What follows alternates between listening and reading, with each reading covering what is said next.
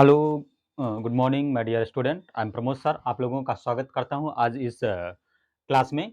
तो आज का जो क्लास है वो काफ़ी इम्पोर्टेंट रहने वाला है, क्योंकि आज हम लोग पढ़ने जा रहे हैं आप लोगों का जो संस्कृत है 10वां क्लास का, उसका जो तृतीय पाठ है अलस कथा। अलस कथा मतलब इसके जो राइटर हैं, इसके जो रचनाकार हैं, वो आप लोगों को विद्यापति। ठीक है, तो विद्यापति मतलब अलस कथा के जो राइटर जो हैं, तो आप लोगों को जो तृतीय चैप्टर है अलस कथा, उसका आज इस ऑब्जेक्टिव क्वेश्चन के साथ साथ मैं आप लोगों को अलस कथा का जो एक मेन थीम है वो भी साथ साथ में इस क्वेश्चन के साथ बताते चलूंगा। क्योंकि अगर हम लोग लाइन बाय लाइन अगर क्वेश्चन को बुक को अगर लाइन बाय लाइन पढ़ते हैं तो वीडियो काफी लंबा हो जाएगा। ठीक है, इसलिए हम जो है जो जो मेन मेन पॉइंट है उसको पढ़ पढ़ के आप लोगों को ऑब्जेक्टिव क्वेश्चन यहाँ से कराते जाएंगे, समझाते जाएंगे, तो आप लोग वीडियो में के लास्ट तक बने रहें और एक एक चीजों को आप लोग अच्छे से समझें। ठीक है, जो तृतीय पाठ है शुरुआत होती है इस तरह से कि अयम पाठ विद्यापति कृतस ग्रंथा कथा ग्रंथस पुरुष परीक्षे नामक अंश विशेषो वर्तते। मतलब यह जो है आप लोगों का कलश कथा पाठ है, ये विद्यापति के द्वारा लिखा गया है और इसमें कहा गया है कि यह एक कथा ग्रंथ है। मतलब अलस कथा जो है क्या है, ये कथा ग्रंथ है। यहाँ पर आप लोगों को लिखा हुआ है कि अलस कथा, अलस कथा कौन सी विधा है। ठीक है, मतलब जैसे हिंदी में होता है ना कि कहानी है कि मतलब निबंध है कि साक्षात्कार है, उसी प्रकार से इसमें क्या है, ये कथा है। ये अलस कथा क्या है, मतलब कौन सी विधा है, तो एक कथा है। अब इसके रचना कौन, कलश कथा किसकी रचना है, मतलब अलस कथा पाठ के रचनाकार कौन है, उसके राइटर कौन है, तो कौन है, विद्यापति। अब विद्यापति का नाम अगर आप लोग आ रहा है तो विद्यापति के बारे में एक जानकारी और दे दें आप लोगों को कि विद्यापति जी, ये जान लीजिए आप लोग कि विद्यापति जी जो है हमारे बिहार के लेखक हैं। बिहार में कहाँ के, मधुबनी के रहने वाले हैं ये। बिहार में मधुबनी, मधुबनी जिला है ना, मधुबनी जिला, बिस्फी गांव था एक। ठीक है, मधुबनी जिला के अंतर्गत बिस्फी एक गांव है, वहीं के रहने वाले थे ये विद्यापति। हो सकता है और व्यक्ति टाइप में ये पूछ ले कि विद्यापति कहाँ के रहने वाले, बिहार में कहाँ के रहने वाले हैं, तो मधुबनी के बिस्फी गांव के। ठीक है, अलस कथा किस ग्रंथ से लिया गया है, यहाँ पे लिखा हुआ आप लोगों को पुरुष परीक्षा नामक ग्रंथ से। अलस कथा जो है किस ग्रंथ से लिया गया है, पुरुष परीक्षा नामक एक ग्रंथ है, उसी ग्रंथ से विद्यापति ने ये अलस कथा चैप्टर को लिखा। अलस कथा पाठ का शीर्षक जो है, अलस कथा शीर्षक जो वो लिया है पुरुष परीक्षा नामक ग्रंथ से। अब इस पूरे अलस कथा में जो है विद्यापति ने मानव के अवगुणों की चर्चा की। मानव के पास जो गुण होता है, जैसे उसी में जो अवगुण कुछ होते हैं, जैसे मान लीजिए आलस हो गया, ठीक है, दीर्घ शत्रुता हो जाता है, ठीक है, भय हो जाता है, लोभ हो जाता है। ठीक है, उसमें से मेन रूप से जो है विद्यापति ने इसमें आलस को जो है मेन अवगुण माना है लोगों का। ठीक है, अब एक प्रश्न यहां से और पूछ देता है कि विद्यापति कौन थे, तो विद्यापति कौन थे, एक मिथिला के कवि हैं। ये भी प्रश्न पूछ देता है कि विद्यापति डायरेक्टली आप लोगों से पूछ देगा कि विद्यापति कौन थे, कहाँ के कवि थे या कौन थे, से पूछ देता था। मिथिली कवि थे वो। विद्यापति कौन थे, मैथिली कवि। ठीक है, अलस कथा पाठ में मानव, यहां पर देख लीजिए, अलस कथा पाठ में मानव के किस दोष की चर्चा की गई है, किस अवगुण की चर्चा की गई है, तो आलस की गई है। मतलब पूरा आलस कथा पाठ ही जो है आप लोगों को, इसमें मानवों का जो अवगुण है आलस, उसी के बारे में चर्चा किया गया है। इस कहानी का जो मेन थीम है, इस कहानी में यह बताया गया है, विद्यापति जी ने यह बताया है कि मिथिला में जो है एक मंत्री हुआ करते थे जिसका नाम था वीरेशर। इसका ऑब्जेक्टिव क्वेश्चन भी हम लोग आगे करेंगे। यहाँ पे देख सकते हैं आप लोग कि वीरेशर कौन थे, तो मिथिला के मंत्री। ये मंत्री जो हैं, मिथिला के मंत्री जो थे वीरेशर, ये काफी जो है दानशील थे। ठीक है, परोपकारी थे, कारुणिक थे, ये दयावान थे। कौन, वीरेशर। तो हुआ क्या करते थे कि मतलब इस जहां पे ये मंत्री थे, ये मतलब आलसियों को भोजन कराते थे फ्री में। ये वीरेशर जो थे, वीरेशर जो मिथिला के मंत्री थे, वो आलसियों को क्या करते थे, फ्री में भोजन कराते थे, तो उसको वस्त्र देते थे।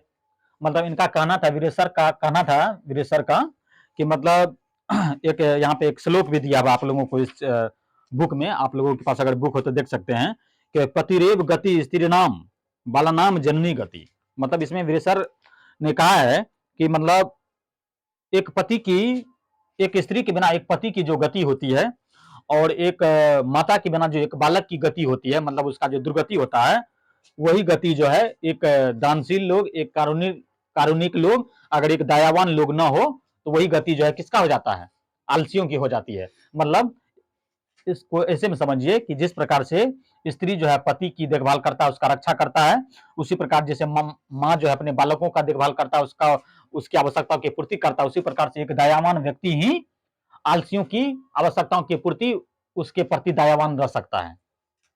ठीक है, तो वीरेश्वर क्या थे, वितरा के मंत्री थे, और वो आलसियों को क्या करते थे, भोजन कराते थे। तो इसमें जो है 4 आलसियों की बात की गई। पूरा जो अलस कथा चैप्टर आप लोगों को, इसमें कितने आलसियों की बात की गई है, 4 आलसियों की बात की गई है। आगे हम लोग क्वेश्चन भी कर लेते थोड़ा। वीरेश्वर कौन थे, तो वीरेश्वर कौन थे, मिथिला के मंत्री।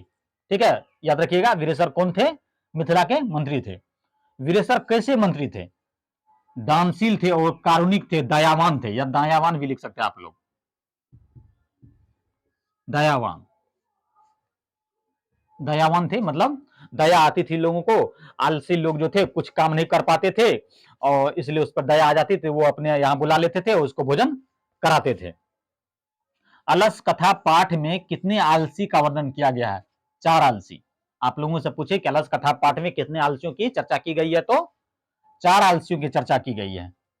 अब वीरेश्वर जो थे आलसियों को जहां पे बुला करके भोजन करते थे, उसको कहते थे अलसाला कहते हैं। ठीक है, अलसाला।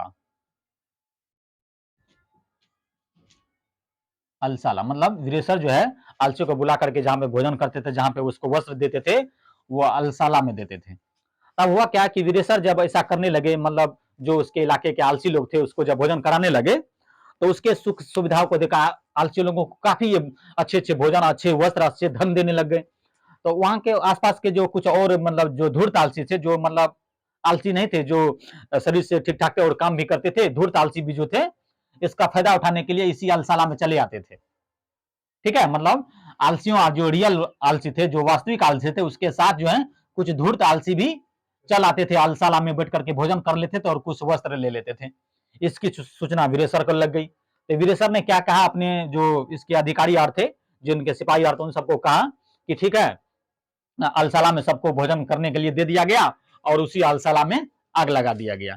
इस पर भी क्वेश्चन बन सकता है कि वीरेश्वर ने वास्तविक आलसी और धूर्त आलसी में से उसको रियल आलसी की पहचान करने के लिए कैसे किया, मतलब वीरेश्वर ने वास्तविक आलसी और धूर्त आलसी की पहचान कैसे की, कि कौन सा धूर्त है कौन सा रियल है। तो क्या किया, अलसाला में आग ही लगा दिया।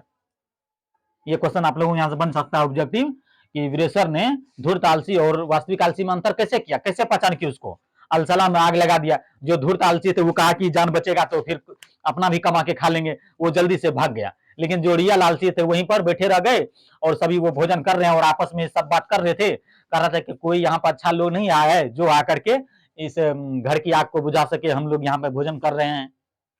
ठीक है, मतलब आलसी जो थे, जो रियल आलसी थे, वो लोग वहीं पर बैठ करके भोजन कर रहे हैं और आपस में बात कर रहे हैं कि कोई आकर के हमको बचाए, और वो भाग नहीं रहे थे। लेकिन जो धूर्त आलसी थे वो तो जैसे ही आग देखा भाग गए। वो लोग सोचा कि हम लोग को तो घर में खाना है ही, मतलब वो तो धूर्त आलसी थे। ठीक है, अगला क्या है कि अलसाला में आग लगने पर सिपाहियों ने आलसियों को कैसे निकाला।